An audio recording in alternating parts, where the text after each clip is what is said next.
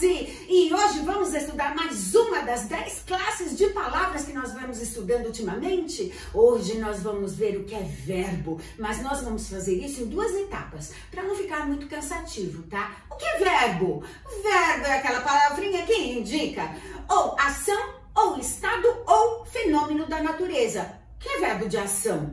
Aquele que indica ação, correr, levantar, cair, tá? E estado?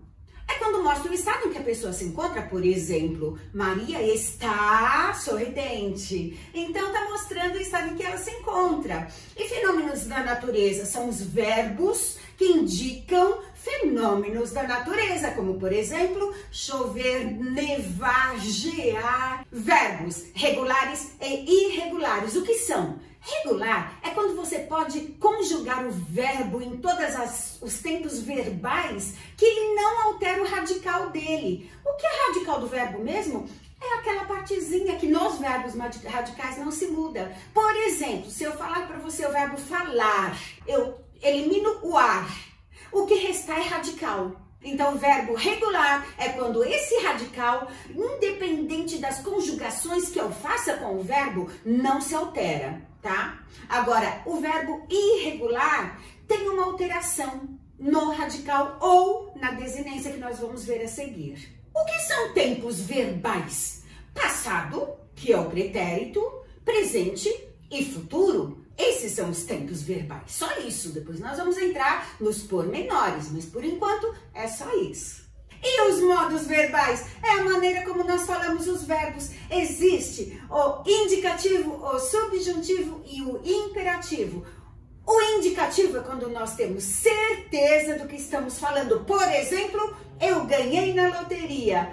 Eu tenho certeza de que eu ganhei na loteria, então isso é o indicativo. O subjuntivo é quando é uma hipótese, é quando é uma possibilidade. Por exemplo, se eu ganhasse na loteria, eu ajudaria muita gente.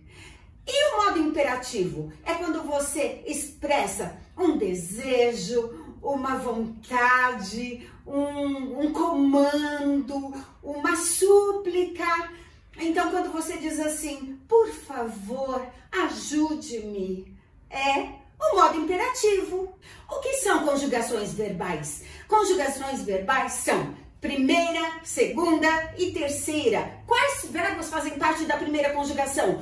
Os verbos terminados em ar, todos eles. Quais verbos fazem parte da segunda conjugação? Os verbos terminados em er. E quais verbos fazem parte da terceira conjugação? Os verbos terminados em ir. E existem verbos terminados em or? Existem. E aí eles fazem parte da quarta conjugação? Não. Eles fazem parte da segunda. Mas eles não terminam em er. Mas antigamente, os verbos que hoje terminam em or, antigamente eles terminavam em o-er. Tá? Como o verbo pôr, era poer. Por isso, todos os verbos terminados em or fazem parte da segunda conjugação. O que são desinências verbais? São morfemas que quando se juntam formam palavras. O que são morfemas mesmo? Pedacinhos de palavras, tá? Quando eles se juntam, indicam o número do verbo, podem indicar o tempo do verbo, podem indicar até o modo do verbo, tá? Isso são desinências verbais. Eu vou dar uma dica sensacional para você, olha só. Se você pegar os verbos regulares, por exemplo, os terminados em ar. Eu falo, tu falas, ele fala, nós falamos, vós falais e eles falam. Qualquer verbo regular terminado em ar vai ter a mesma terminação. Então, se você decorar as desinências, somente as desinências, e colocar o radical de qualquer verbo regular terminado em ar, você já tem a conjugação dos verbos. É só memorizar as desinências. E o mesmo acontece com os verbos terminados em er e os verbos terminados em ir. Isso vai funcionar para verbos regulares, ok?